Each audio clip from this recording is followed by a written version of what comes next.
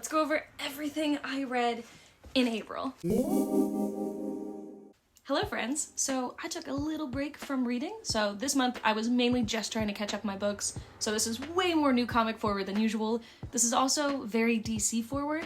Next month I'll be catching up on a lot more of my indies, my Marvel stuff, but this month I happen to read a lot of DC. I won't spoil anything no matter how old it is, but to get started, I read Absolute Wonder Woman issues 1 through 6. Kelly Thompson is a god among men, and it is no secret that the Absolute Universe is absolutely crushing it right now.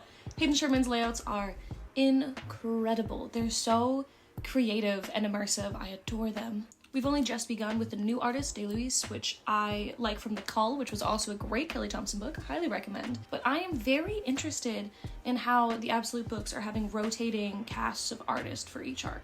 Speaking of Wonder Woman, I also read issues 14 through 20 of the Tom King and Daniel Sampere main Wonder Woman title. I've loved this book from issue 1, and the backups are incredible. And I mean all of the backups, not just the Trinity as a Kid ones that everyone loves. Elysium is such a gorgeous story. It has cemented itself as one of my favorite Wonder Woman runs. And also, I love that Yara Flor has been a staple in this run because I adore her. To go back to the Absolute Universe, I read Absolute Batman 1 through 7. Everyone and their mom knows about this book. Scott Snyder and Nick Dragotta made just the most hulking, badass version of Batman. This is like 90s comics but modernized to current day. He is just a behemoth. I cannot emphasize enough how much this run is just making the most balls to the wall, metal, cool Batman that you possibly can. Also, I love this cover. It's why it's on the top of the stack. Personally, I'm so infatuated with Batman's suit in this. It's my favorite aspect of the story. Every time it does something new, I feel so giddy. Like, I am kicking my feet up and giggling. It is such a cool aspect to me. Martin Morazzo is the artist on the new arc, and I adore him, and I really like what they're doing with Mr. Freeze here. I will say that I do kind of miss, again, just the hulking behemoth version of Batman, but I love Morazzo's line work, and I'm really intrigued by what he's adding to this world. I also really like that most of the Batman rogues that come to your mind when you first think of any of his adversaries are Bruce Wayne's childhood friends. I'm really excited to see how that develops more into the story. I read issues 1 through 3 of Batman and Robin Year 1. This is Mark Waid and Chris Samnee, and I would read a million issues of this. I love Gotham through the lens of Samnee's art. I think Mark Waid is perfect for this kind of story. This is only going to be, I believe, 12 issues, and I think it's on like issue 7 now. So I'm probably just gonna wait until it's over to binge the rest of it. But I highly recommend this, especially if you know either of these creators, because this is just an easy slam dunk. I read 1 through 4 of Jeremy Adams and John Tim's run on Aquaman, and I obviously love the Jenny Frison International Women's Day covers that happened. Just gorgeous, and I love Mara. This run really feels like it's just trying to undo all of the like Aquaman is lame talk. I love Aquaman, so I love that Aquaman's just getting to be cool. Like, that's it. They're just trying to make him as badass as possible. There's a lot of aspects of the story that I don't want to spoil, but just even the names of everything's just cool. This run is just really fun, and I am here for it. And I will not deal with any Aquaman slander. I love Aquaman. I read Superman 19 through 25, as well as the Superwoman special and the Lex Luthor special. I really like what's going on with Lex in this arc, and particularly what's going on with him and Mercy. It starts off really fun, but it's turned into a really interesting dynamic that I am very interested to see where it goes. Also, Luthor's hot now. He has a beard, and yeah, Luthor's smoking. Totally unnecessary, but thank you. That's great. I just think that Williamson and Mora are such a perfect pair for DC. I think that Williamson has his finger on the pulse of the DC universe, just more so than anyone else probably. And Mora is so great at creating such classic looks on characters. I love how he plays in the Man of Steel's world. This is just a very modern but classic feeling take on Superman. Also, Superman 25, badass story. I caught up on Nightwing from 119 through 125. I know, I was so behind on everything. Also, I love this Dan Panosian cover. I love this Babs Tarr cover. Speaking of creators I adore, I love Dan Watters. He's one of my absolutely favorite creators, and I adore how he plays in the sandbox of Gotham's characters. And I know, yes, this is Bloodhaven and not Gotham, but you know exactly what I mean. I feel bad for this run. No matter how great this book was going to be, whatever run is coming immediately after the Tom Taylor run was just not going to get the love it deserves. The run immediately preceding this is just already the definitive run on Nightwing. That being said, I dig this. It's definitely quite a bit darker than the run immediately preceding it, but that's part of the joys of a creator shakeup. And it's also always a delight when you open a DC book and get like surprise Francavilla art. He was on issue 125 and I finally started Justice League Unlimited. I read issues 1 through 6. I love Dan Mora, especially when he plays with a wide cast of characters. I am very sad that we're not getting the Booster Gold goodness right now, but this is exactly how I like a big team book to be. It's a huge roster of characters, and then they parcel out individual smaller teams for whatever makes the most sense for each mission. I love that. You get to see a bunch of different characters interact with different people constantly. It keeps things fresh and interesting, and I think, you know, if this were real, that's the smartest way to do it. I will say that I liked each issue more than the previous one, and I think the second arc is where this is going to get even stronger for me. If you can't tell, I pretty much had to jump in with all of the DC stuff, starting with All In, and so the Detective Comics run with Tom Taylor and Mikel Janin, I don't think I'm pronouncing that right, please correct me. I'm loving this. Obviously Tom Taylor is so great at playing with emotions, and he writes in such a fast beat kind of way, and Janin's art has improved so much over the years, particularly his color work. I love the like father-son bond kind of going on here, and this is definitely higher up on my ongoings right now. I read Human Target digitally while I was traveling. I read issues 1 through 12 and then the Tales from the Human Target. I already love Tom King. I know not everybody does, and I love Greg Smallwood. I don't think there's anyone who doesn't like Greg Smallwood. That would be very surprising. Their art is incredible. I'm someone who already adores Tom King. This is probably my favorite Tom King book. It's one of my all-time favorite books now. It made me feel things, and whenever media can make me feel things, like, that's art. That's what I want. There's a deluxe edition coming out in, I believe, November. I am so excited for that. I did read some of this in the past when it started coming out. I think I made it to like issue 4, just fell off because life happened, so I'm so glad I finally delved in and read the whole thing, especially in one delicious sitting. This book is just beautiful and perfect. It did definitely feature basically all of my favorite characters in the DC universe. That probably helped a bit, but this book is just a work of art. Another absolute book, this is Absolute Martian Manhunter from Denise Camp and Javier Rodriguez. I will say that while I love this book, it is definitely not for everyone. If you don't like trippier art and like little more weirder alien stories, this isn't for you, skip it. But if you're open to that kind of stuff, this is one of the best number ones I've read recently. It's one of my, it might be my favorite absolute book. I'm not sure. I'm gonna wait till I read a little more of it, because I'm only one in, but it was probably my favorite first issue. Javier Rodriguez's art is trippy and wonderful, and his color work is phenomenal. This is one that I think is better read digitally, just because there's a cute little thing that happens on the last page, and that doesn't read as well digitally. This book is fun, this book is different, this book is funky and alien. If that sounds like something you want to try, then try it. It's only going to be 6 issues. It's really cool. Again, it's not for everyone, but the people who will like it will love it. Chris Condon is one of my favorite writers. I have been loving everything Mad Cave Studios has been putting out. Far Down Below was an easy pickup for me. It's creepy but nostalgic at the same time. Like, if you like Goonies, this is something I think you'll be into. I've only read the first issue so far, and Shawl is on art duties. This is it's a little eerie, and it's like a cozy spooky though. It's like this is something I want to read while it's raining outside and I'm all curled up on an autumn afternoon. Like this, it's fun, and I really like it. I'm really excited to see where it goes. You know, I don't think I actually said the title. Far Down Below. That's kind of important. I read The Quarrel and Life is an Open Door from Mendoza and Molina. The art in these is absolutely phenomenal. These are both silent issues, but they managed to tell a story very well, which for someone like me who sometimes likes to race through their books, it was a pretty good feat. And also, again, every single panel is such a work of art. These were just beautiful and delicious. These were gorgeous. I binged all of Feral. I read 1 through 11. I love zombies. I will say that I read the first issue or 2, and when I read the first issue when it first came out, I didn't realize it was going to be an ongoing. So while the first issue is fantastic, it's definitely not punchy enough for like a mini series beginning. Like, I was like, how is this only going to be like 5 or 6 issues? It's because it's not supposed to be. This is definitely something I hope that sticks around for a long time because it's just fun horror. I love this.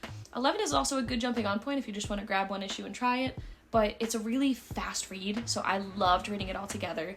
It's action-packed. It has fun, flawed characters, which I personally really enjoy, especially in some kind of apocalyptic thing where they're all stuck together. This is fun. I like animals and I like zombie stuff, so I'm definitely a little biased, but this one is a great pleasure of mine. This is also by the same team that brought you Stray Dogs. This is Fleeks and Forstner, so if you liked that, maybe we'll try something else by them. I read Batgirl 1 through 6. I picked this up. Also, wow, look at how beautiful that cover is. I love how that shows up on camera. I love Cassandra Cain, and I adore Tate Brownbill, so this was definitely one I was excited to pick up. I will say that this is one that I got more into the more it went on, and I think the second arc is where this is really gonna shine for me because by the last issue I was extremely invested. I read Harley Quinn 44 through 50. I love Mindy's art. I've always been a big fan of her. She's someone I would love to get a commission from or an original piece from someday. I don't think I've ever seen them do any kind of ongoing interiors before, so it's been really fun to see her work on these issues. The Andolfo art for the last issue was also super cute. She's honestly never a miss for me. And then of course the other half, I read Poison Ivy issues 26 through 32. I love Janet and Croc together. I have been very invested in them for quite a while. I love that they actually get some time on the page in these issues. I'm really into their subplot, but I'm not gonna spoil how any of that goes because it might not be how you think it's gonna go. I'm also very interested in the gray aspect of the series. I feel like that has major implications for the DC universe going forward. In case you're not reading this run, there's different forces in the DC universe. There's the green for plant life, there's the red for animal life, and that includes humans. And now it looks like we have something that weaves together mycelium, like fungus, like mushrooms and stuff. Like think Last of Us style. I promise it's way cooler than I am making it sound. So since Ivy is, born as a human being, but she's deeply rooted into plant life, and now with this entire run being very focused into more of this fungusy kind of stuff, she's kind of becoming a bridge between all three forces. Issue 30 was also formatted in a very fun way. This is one of my favorite ongoings. That being said, you can jump in at the juncture of All In, but I think it'll be much more satisfying if you binge it from the beginning. It's only 30 issues, but you can jump in if you want to. Also, Poison Ivy is just my favorite character, so it makes me so happy to see her run being so phenomenal. There's a reason this is now an ongoing series. It was 6 issues, I believe, and then it was 10, and then it was 12, and now it has no end in sight because it is just one of the best books on the shelf. Speaking of hot babes in the DC universe, I read Power Girl 14 through 20. It feels like sometimes this story is going in a very specific direction just for a pun or a joke, and I'm here for it. It's really fun. Baldion and Fajardo on art the last few issues has just been a treat. I also had no idea that this was the end of the series until I got to the penultimate issue. Honestly, I was really disappointed because this was just like a really fun romp of a book. Like, I kind of think that this is the book that Harley wanted to be, and it's not quite hitting those marks for me right now. I adored this run, but I'm definitely really excited to check out what Williams does in the future. I really like their writing style. I specifically love how they write dialogue, especially when it's a group of women. It feels real but funny. I read Titans issues 16 through 22. I did really like the Tom Taylor run on this. I feel like it was pretty cohesive, tying in with his Nightwing work, although I don't think that the Titans ever got quite high highs as the Nightwing run did. Issue 19 has Acuna and Herms on art, and I love both of them. Herms is one of my favorite colorists, and Acuna you might know from like Avengers Twilight. Oof, I had no idea they were going to be on that issue. That was great for me. Plus Wes Abbott on colors on issue 22. Again, very lovely surprise. I do kind of feel like the new writer is just kind of hitting the stride right now, so I am starting to enjoy it more now. It was not bad, it just, again, wasn't as punchy as I wanted it to be, but I think that now I'm going to be more into it, which is great because I personally love the Titans. I read Zatanna 1 through 3, and I'm delighted to report that this is just like a good book, and it's not just about her being like a super hot babe. That's great, I love that. Jamal Campbell does both writing and script duties on this book. And there's something that I really want to talk about, but it's like a mild spoiler, so I'm not going to. But if someone wants to chat about this, literally it's just like a one-line thing that I just keep thinking about. But yeah, oof. Maybe I'll go say this in my Discord. Shameless promotion to go check out my Discord. Chat about comics, it's fun. But this book is just really fun, and it's another one that I'm enjoying more with each issue, and that's how I want it to be. It's just fun, and it's definitely like the magic center of the DC universe, but it's not so much that you have to wrap your head around stuff. It's just fun. I finished Night of the Slashers from Mad Cave Studios. This is from Kevin Scott and Paul Fry. This was very fun, almost campy kind of horror. I really enjoyed it. And a sequel was teased at the end, which I was not anticipating. For main Green Lantern, I read issues 16 through 22. This arc has like big game going on for the Green Lantern Corps. For the different Corps, I guess, not just the Green Lantern Corps. Any color of Corps. I will say, for some reason, modern Green Lantern is like not something that I find inherently fascinating. I don't know why, but Jeremy Adams is just solid. The last few issues have definitely gotten me way more excited. There's a reveal in issue 22 that's so exciting for me, and Kyle Rayner has like a mini team, like a subplot in this last arc, and I love that. I want a book that is just that. It's fun. I adore it. I do like Kyle Rayner, so. For not main Green Lantern, I read Green Lantern Corps 1 through 3, Green Lantern Civil Corps, and Green Lantern Fractured Spectrum. Honestly, I wasn't looking forward to a single book in that little chunk. I wasn't even anticipating to finish them, and then I loved them. Green Lantern Corps is really fun. Even the one-shots were just a good time, and I was really surprised. I was going in there with a grumpy attitude. I was like, ugh, I gotta read all this Green Lantern spacey-wacy stuff, and it was all great. I was kind of grumpy that it was really great. I was like, fine, Jeremy Adams, make it cool, whatever. So, I don't know, man. I'm specifically Jeremy Adams on Green Lantern. I'm really enjoying. I got through Absolute Flash 1 and 2. This is from Jeff Lemire, Nick Robles, and Adriana Lucas, and oh my goodness! The art, the colors, the character design? I feel like this is my favorite Absolute book. It's hard for me to choose between the newest little run of Absolute books because I really love all three of these. Hot take, I think I like them better than the first set, but those are also amazing. But this one, oh my goodness. And also, they made Captain Cold so hot for no reason. Thank you. I read Batman and Robin 15 through 20. I love Philip Kennedy Johnson. The man can do no wrong. And Fernandez on art is great, but specifically this issue. Issue 20 is one of my favorite single issues. They implement three artists in a beautiful way, where it's the current story, and then Damien's journal, and then Thomas Wayne's journal, and it is absolutely beautiful. I recommend if you have zero interest in the rest of this run, just grab this one. It's really cool. I read I Was a Fashion School Serial Killer. Wagner writes a lot of serial killer books, so I feel like maybe we should check in and make sure he's okay. If you are intrigued by the title of this book, you will like it, and if you are not, then it's not for you. It's very much a fun serial killer book, but like funny. Like if you haven't read a Wagner book, like he's got some wit, man. There's humor in this book, so I like this. It's a fun romp. This is definitely something I'm going to be seeing through to the end. I read The Dark Room, which was a suggestion from my friend Bumpkins. You should go check him out on all the social medias. He's on the TikToks, and he's got YouTube, and he's everywhere, so I'll link him down below.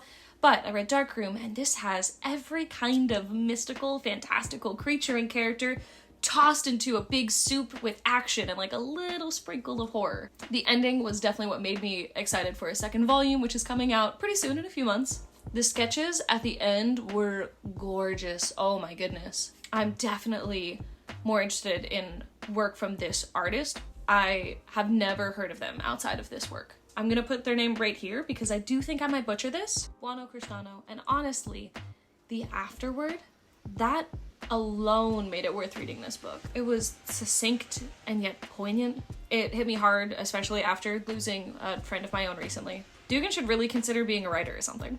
Also, Tamara Bonvillain on colors, always a win. Absolute Green Lantern 1, I am so happy I went in blind, so if you haven't read it, just skip through 10-30 seconds here, but I was not expecting it to have a horror element to it, and I really loved the art on it.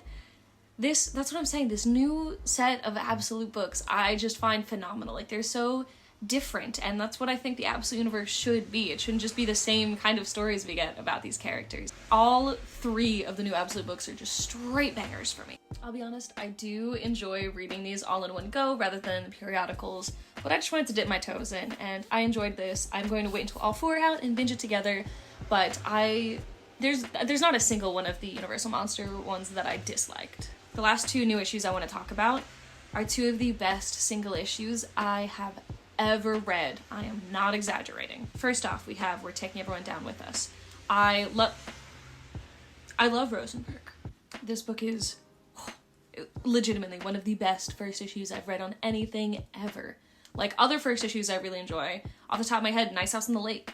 That's one of my favorites. So if you like something like that, try it. But it's the best action book I've ever read. I'm obsessed. Hands down, this was already one of my most anticipated books of the year. But it still blew my socks off, and I am so excited for the rest of the book. And then if you're less into action and more into horror, You'll Do Bad Things. I also love Tyler Boss. I like them for more than just this one book. It's just the one that happens to be behind me right now. But Tyler Boss is also incredible, and this is also one of the best first issues I've ever read. I was not expecting to be so blown out of the water in 1 month, but it's so cool. It is, if you don't like horror, honestly skip it. I'm never gonna lie, but I love horror, and it is so good. And the colors on it, oh my goodness, the book is so good. 2 of my absolute favorite single issues to ever come out. They are beautiful and gorgeous, and I am beyond excited for the rest of the series for each of them. For older stuff, I read a bunch of issues of the 80s Ted Kord Blue Beetle run. I feel like in the beginning it's very much just your average Bronze Age book, like, aha, the guy comes in, I punch the bad guy, the end. But then it's Len Wein. And Len Wein is real good at playing with your heartstrings, so after, I don't know, a single digit number of issues, it really starts to find its groove. I read up to the Millennium event, and then I paused, because I never read Millennium. I've heard it's awful, but maybe I'll read it anyway, who knows? So I've got, like, I don't know, what is that, like 4 issues left at the end, but I'm enjoying it. And then, to go outside of single issues, I read one single manga this entire month. This is upside down.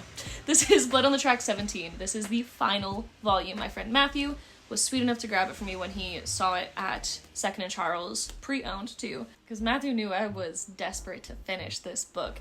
In the beginning, it was just kind of like, oh, this book's a little weird. It's got really good art, but it's a little weird, whatever.